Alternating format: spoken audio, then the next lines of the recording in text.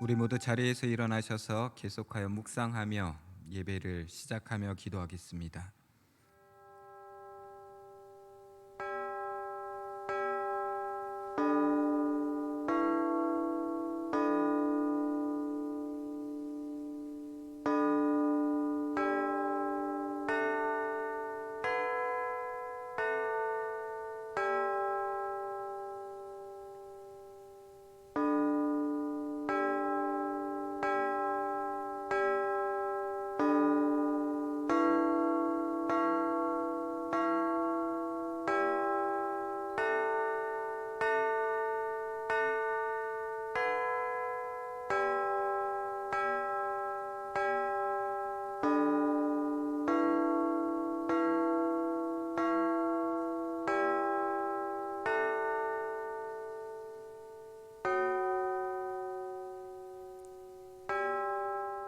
지혜를 얻은 자와 명철을 얻은 자는 복이 있나니 이는 지혜를 얻는 것이 은을 얻는 것보다 낫고 그 이익이 정금보다 나음이니라. 지혜는 진주보다 귀하니 내가 사모하는 모든 것으로도 이에 비교할 수 없도다. 그의 오른손에는 장수가 있고 그의 왼손에는 부귀가 있나니 그 길은 즐거운 길이요 그의 지름길은 다 평강이니라.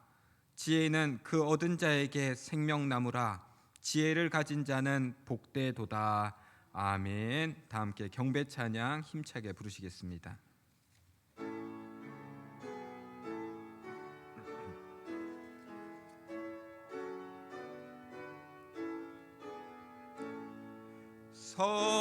성도여 다 함께 할렐루야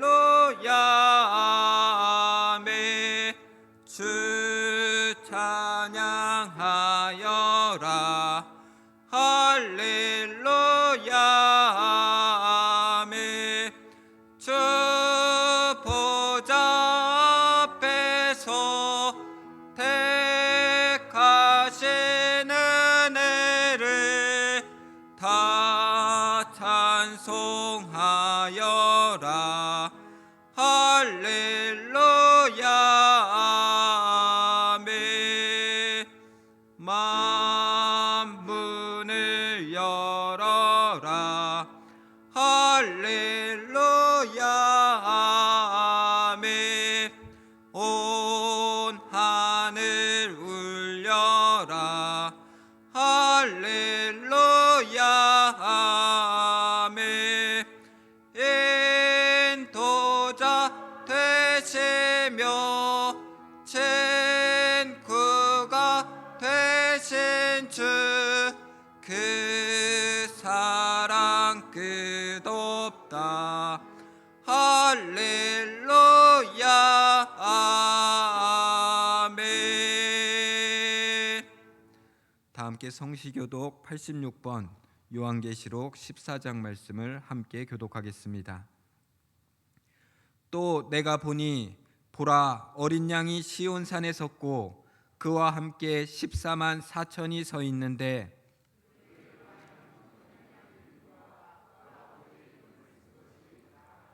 내가 하늘에서 나는 소리를 들으니 많은 물소리와도 같고 큰 우레소리와도 같은데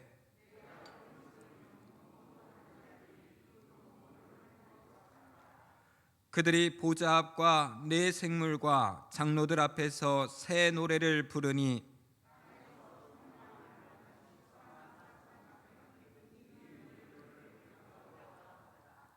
이 사람들은 여자와 더불어 더럽히지 아니하고 순결한 자라. 사람 가운데에서 속량함을 받아 처음 익은 열매로 하나님과 어린 양에게 속한 자들이니 아멘. 우리 다 함께 사도신경으로 신앙 고백하겠습니다.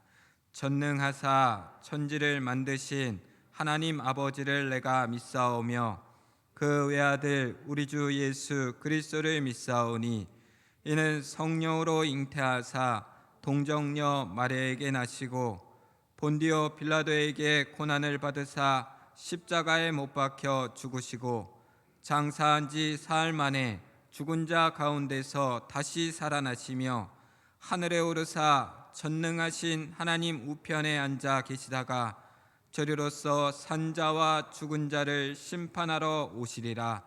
성령을 믿사오며 거룩한 공예와 성도가 서로 교통하는 것과 죄를 사하여 주시는 것과 몸이 다시 사는 것과 영원히 사는 것을 믿사옵나이다. 아멘.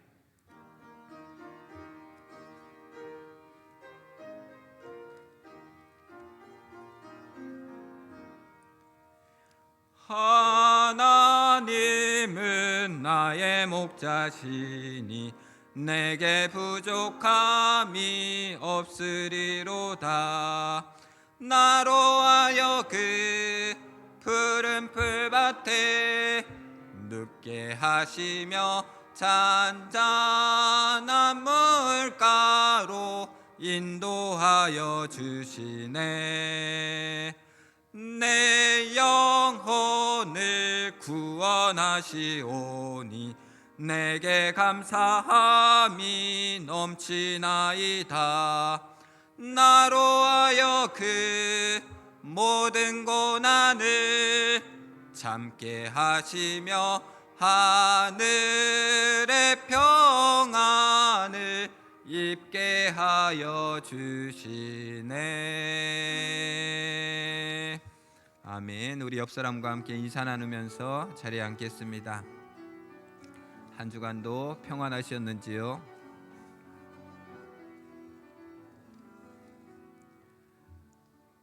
오늘 예배에 참여한 모든 분들을 하나님의 은혜와 평강으로 축복하고 환영합니다.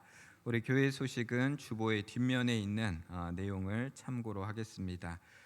오늘 낮 12시에 교회 내년 달력을 제작을 준비하기 위해서 준비 모임이 있습니다.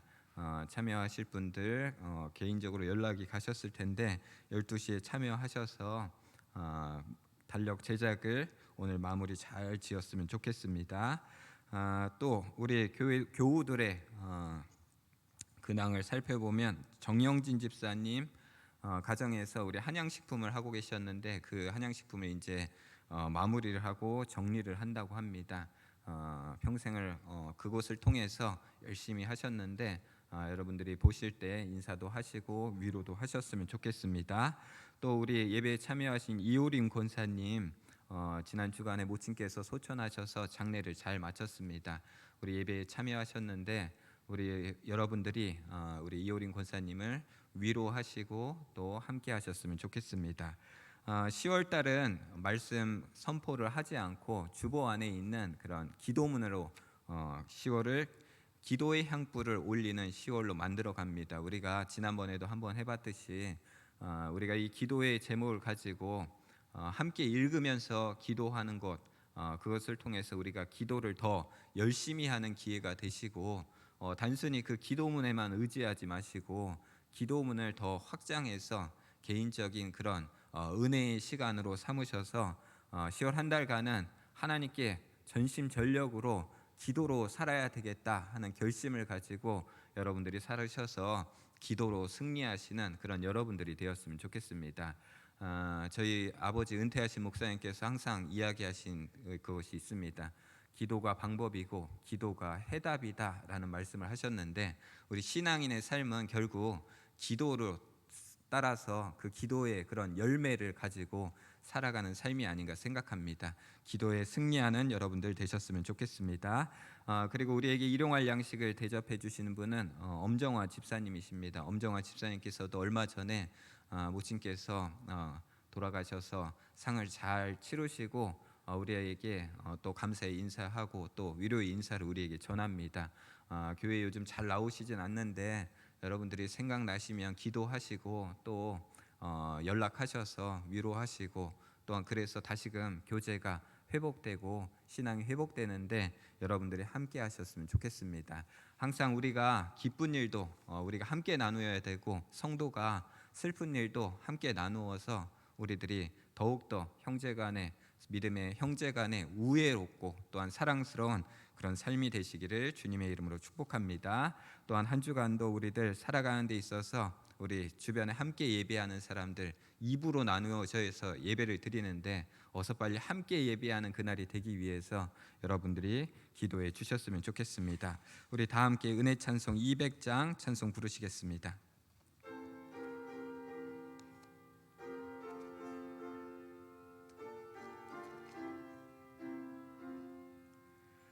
달고 묘한 그 말씀 생명의 말씀을 귀한 그 말씀 진실로 생명의 말씀이 나의 길과 믿음 밝히 보여주니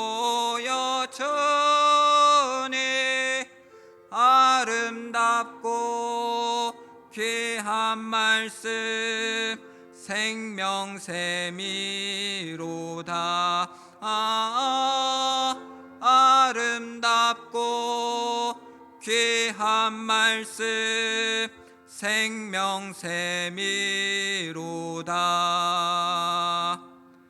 귀한 주님의 말씀은 내 노래 되도다.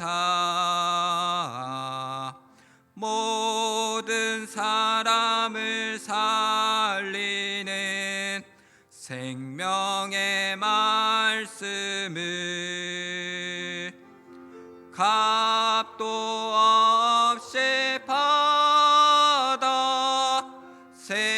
생명길을 가니 아름답고 귀한 말씀 생명샘이로다. 아름답고 귀한 말씀 생명샘이로다. 널리 울리어 퍼지는 생명의 말씀은 마음의 용서와 평안을 골고루 주나니 다만 예수 말씀 듣고 복을 받네. 아름답고 귀한 말씀 생명샘이로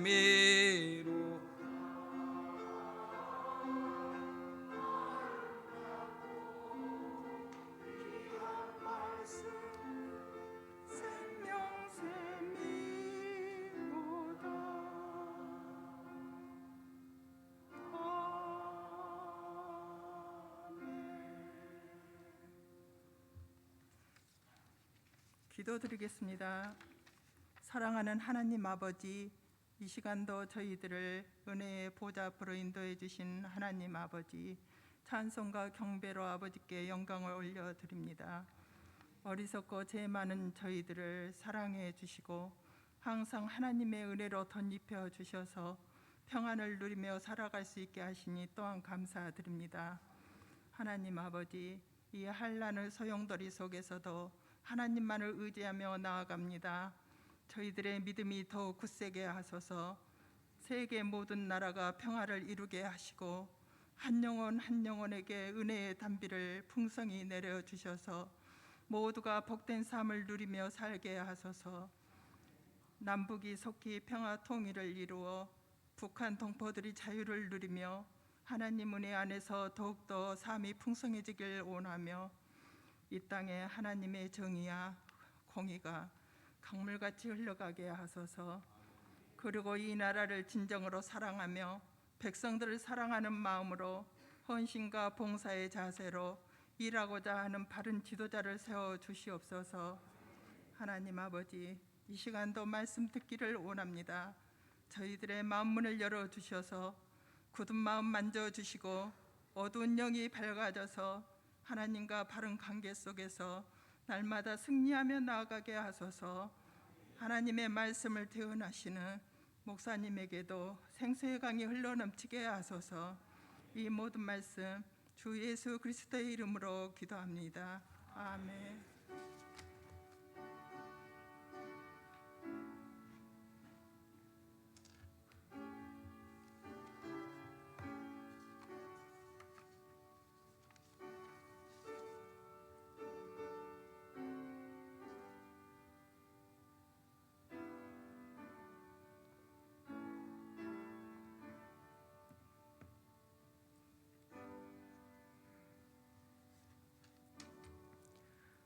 아멘. 오늘 성경 말씀 베드로후서 1장 5절부터 7절까지 말씀 함께 보겠습니다. 신약성서 베드로후서 1장 5절부터 7절까지 말씀입니다. 신약성서 대략 384페이지 가량 있습니다. 베드로후서 1장 5절부터 7절까지 말씀 제가 봉독해 드리겠습니다. 그러므로 너희가 더욱 힘써 너희 믿음의 덕을, 덕의 지식을, 지식의 절제를, 절제의 인내를, 인내의 경건을, 경건의 형제 우애를, 형제 우애에 사랑을 더하라. 아멘. 오늘도 우리 주 예수 그리스도의 은혜와 하나님의 사랑과 평화가 여러분의 삶 가운데 함께 하시길 소원합니다. 카이스트에서 물리학 박사를 따고 또 경희대에서 과학을 가르치는 김상욱 교수라는 분이 이런 이야기를 했습니다. 현대 사회에서 우리 사회에 과학을 필요로 한다면, 우리 사회가 과학을 필요로 한다면 과학을 아는 그런 공부하는 그런 사람들에게는 기초적인 세 가지 단계가 필요하다라고 이야기를 합니다. 첫 번째는 미신에 빠지지 말고 타파해야 된다라고 이야기했습니다. 과학의 역할은 음모론과 각종 미신들을 만들어내는 것이 아니라 사람들에게 그런 음모론이나 각종 미신에 빠지지 않도록 그렇게 사람들에게 알게 해주는 것이 과학을 공부하고 과학이 실생활에 도움이 되는 첫 번째 단계다라고 이야기합니다. 그리고 두 번째는 과학의 지식을 아는 것이라고 이야기했습니다. 왜 그런지 과학적인 그런 방식이 어떻게 되는지 생각해 보고 그런 과학적 이론과 팩트에 기반해서 설명할 수 있는 능력을 갖추게 하는 것이 필요하다라고 이야기합니다. 세 번째로는 실제 과학이 모든 문제를 해결할 수 없고 상당히 많은 문제는 과학적 문제만이 아니라는 것을 인정하는 것에서부터 과학을 알게 되면 그 과학은 사회에 도움이 되게 될 것이다 라고 이야기합니다. 이것을 이 내용을 듣다가 신앙의 모습으로 한번 대체해 봤습니다. 우리가 신앙인으로서 살아가고 그리스도의 자녀로서 하나님의 성품을 닮은 자들로서 살아가고자 한다면 이 세 가지를 대입해서 보면 우리는 이 세상 가운데 미신에 빠지지 않도록 그렇게 살아가는 그런 사람들에게 우리의 능력을 가르쳐주는 그런 삶의 지혜들이 필요하다라는 것입니다. 사람들은 이래저래 징크스가 있고 이래저래 의지할 것을 찾아서 미신들을 섬기면서 살아갑니다. 그러나 하나님을 믿고 살아간다는 우리들에게 있어서 그런 미신이 아니라 오직 살아계신 하나님을 믿게 하는데 우리들이 능력을 가진다면 바로 우리는 이 믿음의 삶을 통해서 사회에 그런 영향력을 끼치며 살아갈 수 있을 겁니다. 또한 신앙이라는 것이 단순히 그냥 믿는 것에만 그치는 것이 아니라 왜 하나님께서 우리들에게 이러한 말씀들을 허락해 주셨고 왜 하나님은 단순히 우리를 구원해 주시는 것이 아니라 예수 그리스도를 통해서 그렇게 대속의 제물을 통해서 우리를 구원해 주셨는지 성경의 말씀을 목사의 이야기를 그냥 듣는 것이 아니라 내 스스로 생각하고 그리고 그 생각을 단순히 그냥 헛된 그런 망상으로 내 경험으로만 치부하는 것이 아니라 하나님의 말씀에 대입해 보고 또한 신앙의 그런 역사를 통해서 우리들이 설명할 수 있는 능력을 길러야지 이 믿음의 사람들이 사회에 올바른 영향력, 필요를 채워줄 수 있다라는 사실입니다. 그리고 중요한 것이 세 번째입니다. 믿는다고 하여서 기독교인이 되었다고 해서 모든 문제를 해결할 수 없다라는 사실을 생각하고 아는 것이 필요합니다. 내가 믿기 때문에 내가 믿는 것만이 오로지 올바르다, 내가 믿는 방향만이 맞다, 너는 틀리다라는 사실들로 그렇게 구분지어서는 안 된다는 것입니다. 우리가 신앙을 가졌지만 언제나 옳은 선택을 하고 살아가는 것은 아닙니다. 우리가 신앙을 갖는 이유는 무엇이냐면 하나님만이 옳다라는 것을 알고 있기 때문입니다. 하나님만이 옳은 것이지 저와 여러분이 옳은 것이 아니다라는 것을 인정하고 그것을 아는 것에서부터 시작해야지 바로 이 사회가 이 기독교를 필요로 하는데 이바지할 수 있다라는 것입니다. 그리고 그 교수님께서 이 스마트폰을 가지고 아이들에게 한번 설명을 할 때가 있었다고 합니다. 스마트폰을 들고 아이들에게 물어봤습니다. 야, 이 스마트폰을 작동하게 하는 그런 힘은 어디에서 나오니? 라고 이야기했더니 초등학생들이 이렇게 이야기를 했습니다. 벽에서 나옵니다 라고 이야기했습니다. 왜 벽에서 나온다고 이야기했을까요? 벽에 전기 콘센트가 있기 때문입니다. 전기 콘센트를 통해서 핸드폰을 충전해야지 핸드폰을 쓸 수 있다라는 것입니다. 그러면 벽에서 나온다는 것은 무엇이냐면 벽에 전선들이 연결되어져 있을 겁니다. 그런데 그 전선에서 전기라는 것이 나오는 것이 아닙니다. 그 전선을 따라가면 어디로 가게 되죠? 발전소로 가게 됩니다. 발전소는 여러 가지 발전소가 있습니다. 요즘은 신재생 에너지들을 사용하는 그런 발전소들도 있지만 예전에는 대부분 그리고 거의 대부분의 역할을 차지하는 것이 화력 발전소하고 원자력 발전소입니다. 그러면 화력 발전소하고 원자력 발전을 하게 하는 그런 그 광물들이나 재료들은 어디에서 나오냐면 땅 속에서 나오는 것입니다. 그러면 그 땅 속에서 나오는 것이 어디에서부터 왔느냐? 바로 햇볕을 받고 태양을 받고 살아갔던 생명이 있었던 것들이 땅 속으로 이제 들어가게 돼서 그게 에너지화 되었다라는 것입니다. 결국 모든 그런 스마트폰을 움직이게 하나님은 결국 어디에서부터 왔냐면 태양에서부터 왔다라는 것입니다. 그런데 더 놀라운 것은 태양은 핵융합을 하고 핵폭발을 합니다. 핵융합과 핵폭발을 하면서 수소를 만들어냅니다. 그리고 그것은 어디까지 이어지냐면 빅뱅까지 이어진다라고 이야기합니다. 여러분 다 각자가 들고 계시는 이 핸드폰을 사용하기 위해서 어느 이론까지 가야 되냐면 빅뱅의 이론, 우주의 질서까지 가야 된다라는 것입니다. 만약에 이러한 것도 어마어마한 의미를 갖고 있는데 우리의 신앙인의 삶이라는 것이 우리의 신앙의 여정의 목표는 어떠한가라는 것을 생각해 볼 때 우리는 정말 우리가 살아가는 이 삶에 정말 엄청난 의미가 담겨 있다라는 사실을 우리는 기억하고 있는가, 그 은혜를 생각하고 있는가라는 것을 생각해 보니까 단순히 과학을 이야기하는 그 이야기가 이 그의 이야기가 믿음의 삶과 별반 다르지 않구나라는 생각을 해봤습니다. 여러분, 우리가 신앙을 가지고 하나님의 자녀가 되고 그렇게 아브라함의 복을 우리가 함께 누리며 살아가는 그런 이유가 어디에 있습니까? 단지 마음의 평안을 누리기 위해서, 육체의 건강을 이루기 위해서, 자녀의 성공을 이루기 위해서, 물질적 풍요로 이루기 위해서 이러한 것에만 국한되어 있다라고 한다면 우리는 하나님을 잘못 믿어도 한참 잘못 믿고 있었구나라는 생각을 해야 합니다. 왜냐하면 여러분 마음의 평안이나 육체의 건강이나 물질의 풍요 그리고 우리의 성공 여부는 교회에서 아니라도 세상에서 모두가 다 추구하는 그런 모습들입니다. 이런 것이라면 신앙이 아니라도 거기에 접근하는 길은 무수히 많습니다. 베드로후서가 제시하는 신앙인의 유일한 목표는 그럼 무엇이 되어야 하겠는가? 바로 하나님의 성품을 닮아서 하나님의 그런 사역과 질서, 하나님 나라에 참여하는 사람이 되는 것, 그것이 베드로후서가 우리들에게 전해주는 그런 삶의 목표이고 신앙의 목표입니다. 그래서 오늘 말씀 가운데 베드로는 성도들이 열심을 다하고 몸과 마음에 익혀야 될 덕목 몇 가지를 제시합니다. 믿음이 기본입니다. 그런데 믿음만으로는 부족하다라고 이야기합니다.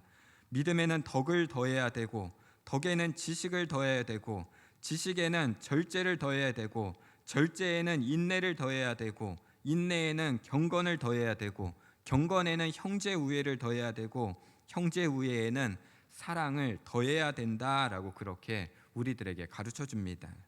이 말씀을 한번 뒤집어서 생각해 보면 그 말씀은 더 확실해집니다. 여러분, 우리의 삶 가운데 있어서 덕스럽지 못한 믿음은 교만에 이르게 됩니다. 또한 바른 이해에 근거하지 않는 그런 우리의 덕이라는 것은 방종에 이르게 될 수밖에 없습니다. 또한 삼가는 태도를 알지 못하는 지식은 오만하게 우리를 만들고, 인내를 모르는 절제는 조급증과 원망을 낳게 됩니다. 경건함이 없는 인내는 짜증을 낳게 됩니다. 형제 간의 우애가 없는 경건은 사람을 고립시키게 됩니다. 아가페적인 사랑이 없는 형제 간의 우애는 불화에 이르기 쉽다라는 것입니다. 여러분, 이것대로 살아가는 것이 너무나 어렵다라고 생각할 수도 있습니다. 그러나 그것이 꼭 어려운 것만은 아닙니다. 두 가지만 명심하면 됩니다. 첫째, 우리가 그리스도와 닮은 자들, 하나님의 성품을 닮은 자의 이미 목표에 도달한 사람이 아니라 그곳을 향해서 나아가고 있는 사람이다라고 인정하는 것에서 우리들은 그 한 발을 내디딜 수가 있습니다. 또한 둘째로, 하나님을 진심으로 사랑하는 사람은 이웃을 아끼고 존중하고 사랑한다라는 사실을 기억해야 합니다. 여러분, 사람을 대하는 태도를 보면 그 사람의 영혼의 풍경이 보입니다. 예수님을 믿는다는 것은 사실 다른 말로 바꾸면 예수님을 사랑한다는 말이 될 것입니다. 예수님을 사랑한다는 것은 그분이 좋아하시는 일을 나 또한 좋아한다는 말일 겁니다. 그렇다면 예수님이 좋아하시고 예수님이 사랑하셨던 일을 여러분도 좋아하는가라는 것을 한번 생각해 봐야 합니다. 예수님은 만나는 모든 사람을 하나님이 보내주신 분으로 여겼습니다. 그래서 세상의 아픔을 가지고 있는 그 사람들을 당신의 품으로 끌어들여서 그 사람이 연약한 자들인지 또 유대교의 율법에서 배척받은 사람들이든지 멀리하는 것이 아니라 그들에게 가까이 다가가서 그들을 안아주고 그들의 아픔을 만져주시고 그들의 더러움을 씻겨주셨던 분이 바로 예수 그리스도였다라는 사실입니다.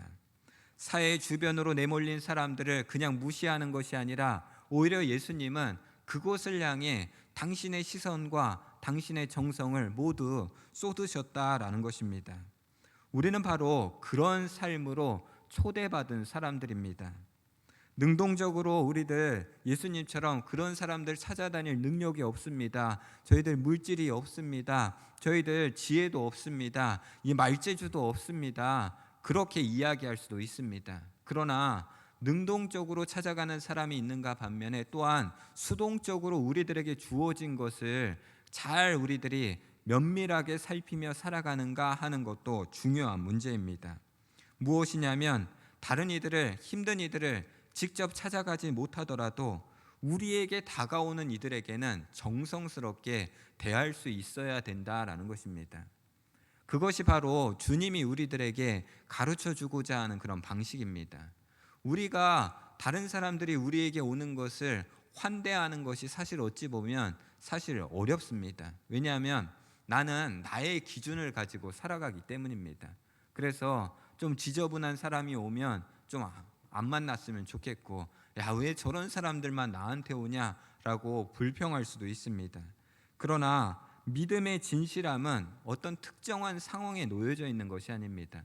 일상의 우리의 삶 가운데 가까운 곳에서 일상의 삶을 정성스럽게 살고 우리의 주변 사람들에게 정성을 다한다면 그것이 바로 예수 그리스도를 본받는 삶, 하나님의 형상을 따르는 삶이다라고 그렇게 이야기할 수 있을 겁니다.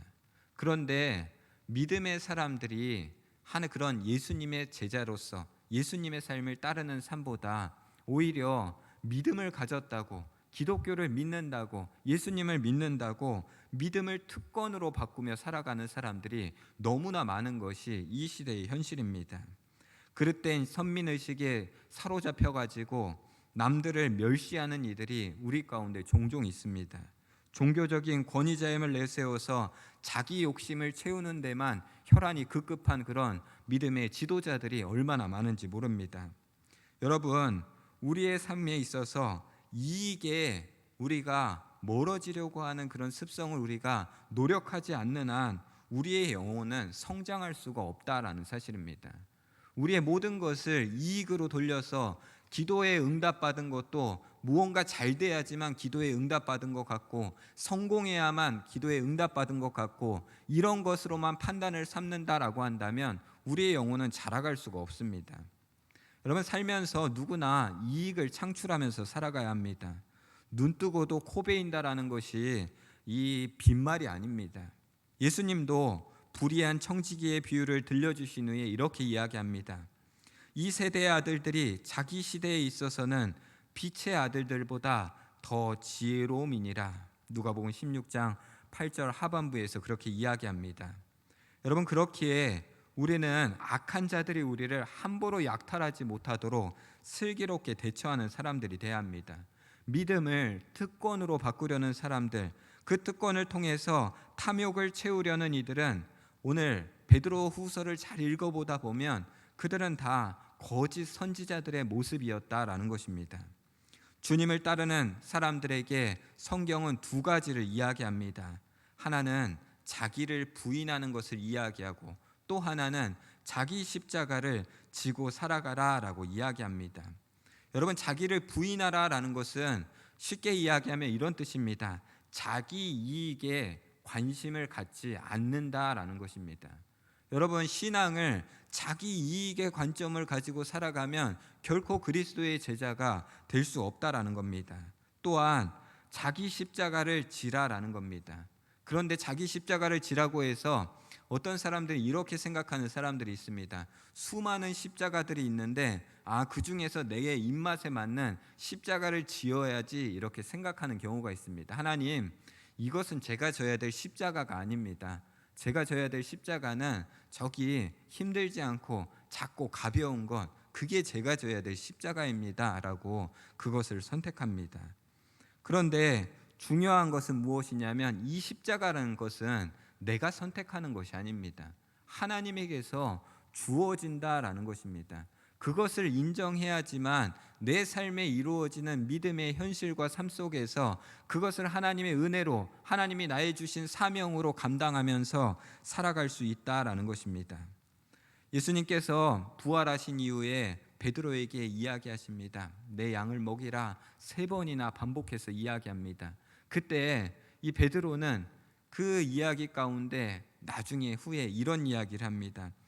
주님, 예수의 사랑받는 제자의 운명에 대해서 궁금합니다. 저 요한은 어떻게 됩니까? 나중에 어떻게 됩니까? 궁금해하면서 예수님에게 질문합니다. 그때 예수님이 이렇게 이야기합니다. 그것이 너와 무슨 상관이 있느냐라고 이야기합니다. 너는 나를 따르라 라고 이야기합니다. 자기 부인에 이르지 못한 이들이 지도자 노릇을 할 때 그 사회는 쇠락의 길을 갈 수밖에 없습니다. 베드로는 이것을 예리하게 지적합니다. 베드로후서 2장 2절에 보니까 여럿이 그들의 호색하는 것을 따르리니 이로 말미암아 진리의 도가 비방을 받을 것이요 라고 이야기합니다. 여러분, 거짓 지도자들은 탐욕스럽고 이익을 챙겨줄 듯이 하면서 다른 사람들을 꼬드긴다라는 것입니다. 그런데 결국에는 어떻습니까? 자기만 이득을 챙기지 모든 사람들을 이용해 먹는다라는 것입니다. 여러분, 우리가 신앙으로서 믿음으로 살아가는 사람들이라고 한다면 믿음을 가지고 다른 사람들을 필요할 때는 이용해 먹고 필요치 않을 때는 자기의 상황에 따라서 그렇게 무차별하게 내버리는 그런 사람이 되어서는 안 된다라는 것입니다.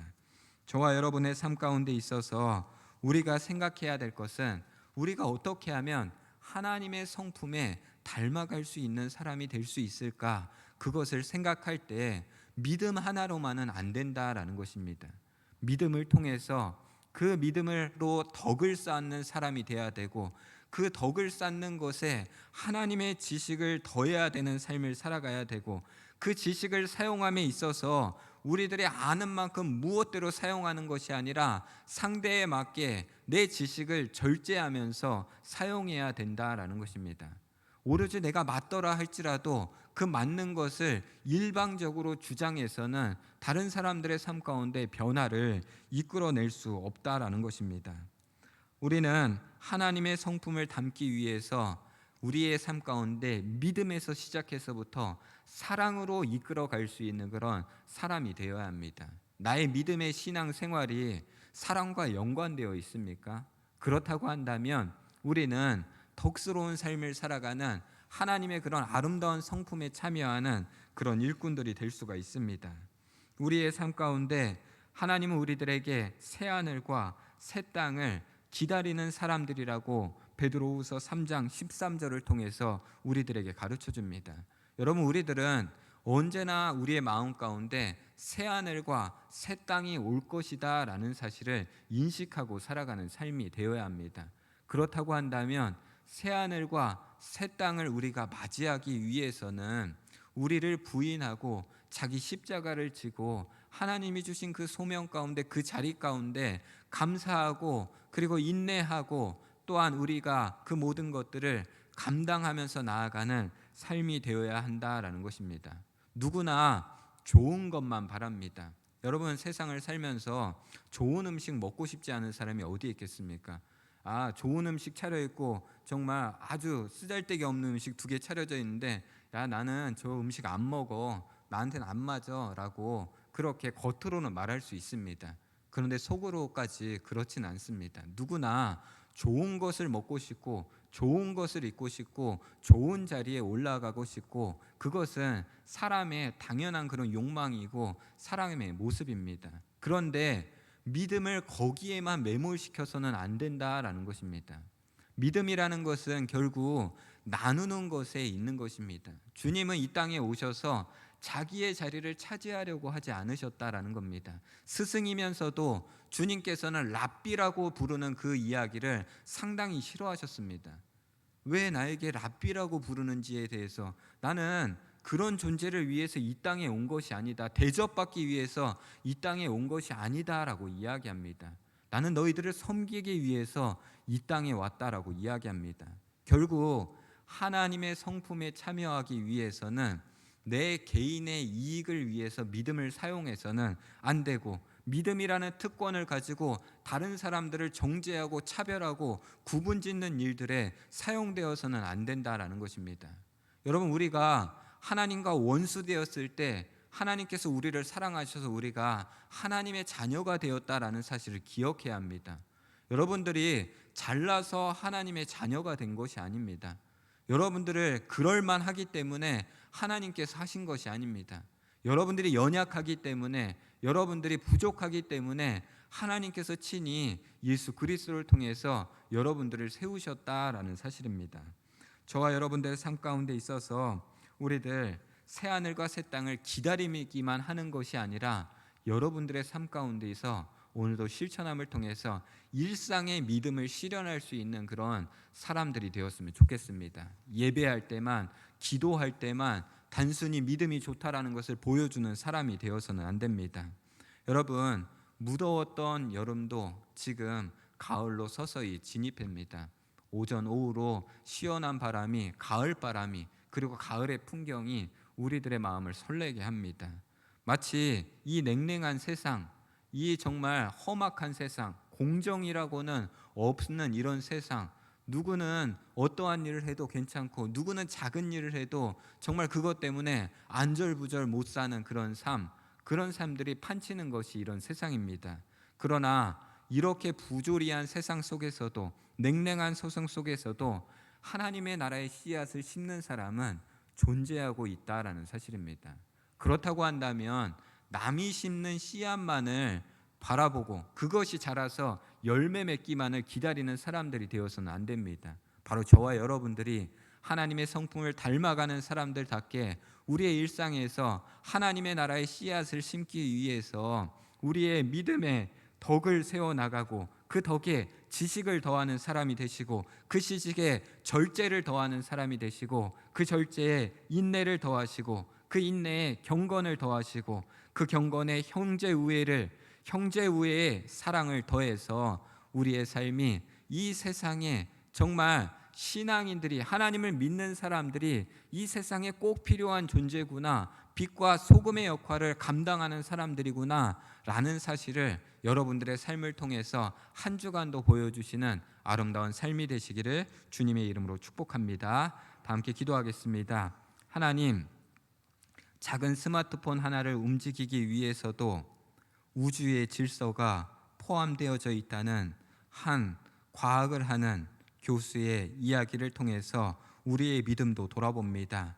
우리가 숨쉬고 우리가 살아가고 말씀을 나누고 하나님의 자녀가 되고, 그리고 하나님의 자녀로서 믿음으로 살아가는 우리들의 삶이 단순히 그냥 주어지는 것이 아니라 하나님의 창조 질서와 하나님의 형상이 그 안에 담겨 있음을 우리가 생각하고, 우리에게 주어진 삶의 순간순간을 그냥 가벼이 여기는 사람들이 아니라 하나님 나라의 씨앗을 심기 위해서 오늘도 노력하는 우리의 삶이 될 수 있도록 주여 도와주시고 인도하여 주옵소서.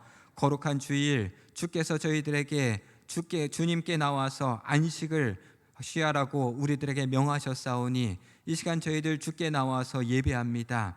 우리의 모든 부족함과 우리에게 있는 그런 결핍들을 하나님의 은혜로 채워주셔서 세상을 향해 나아갈 때 소금의 맛을 잃지 않는 사람들이 되게 하시고, 숨겨진 빛이 아니라 드러난 빛이 되어서 다른 사람들의 삶 속에서도 살맛 나게 하는 세상, 다른 사람들의 삶 속에도 길을 열어줄 수 있는 아름다운 삶이 될 수 있도록 저희들의 삶을 주장하여 주시고 축복하여 주옵소서. 감사드리며 예수 그리스도의 이름으로 기도드렸습니다. 아멘.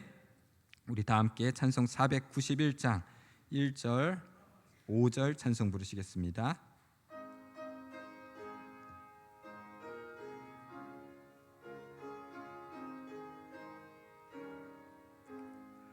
저 높은 곳을 향하여 날마다 나아갑니다. 내 뜻과 저성 모아서 날마다 기도합니다. 내 주여 내 맘 붙드사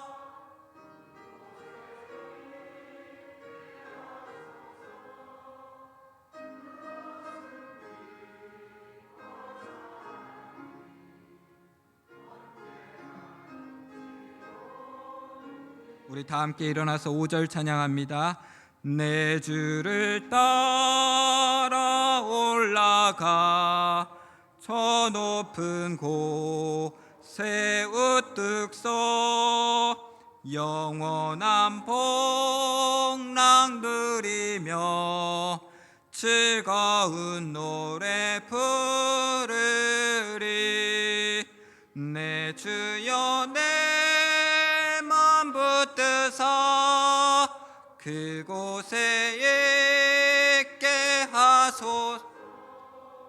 그곳은 빛과 사랑이 언제나 넘치옵니다.